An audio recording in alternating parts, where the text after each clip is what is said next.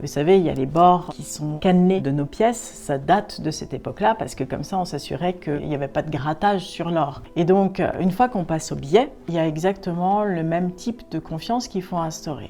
C'est pour apporter ces garanties qu'est créée la Banque de France en 1800. Son but, convaincre la population que si ces bouts de papier ont bel et bien de la valeur. La France prend alors une décision. Désormais, chaque billet sera convertible en or.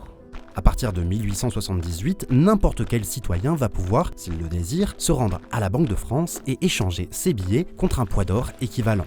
C'est ce qu'on appelle l'étalon or. Un système monétaire qui, fin 19e, se répand au monde entier.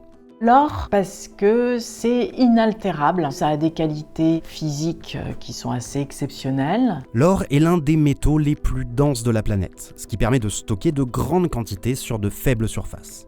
2000 tonnes environ, c'est un cube de 6 mètres de côté seulement. À l'époque, l'or joue déjà un rôle de devise universelle. Lorsque les États s'échangent du charbon par exemple, c'est avec de l'or qu'ils vont venir équilibrer leurs comptes. L'or est donc une sorte de super monnaie. Et avec l'étalon or, les États décident donc de lier leur monnaie nationale à cette super monnaie. Dans ce système, le franc peut être changé en or, puis en dollars, en livres sterling ou en toute autre monnaie.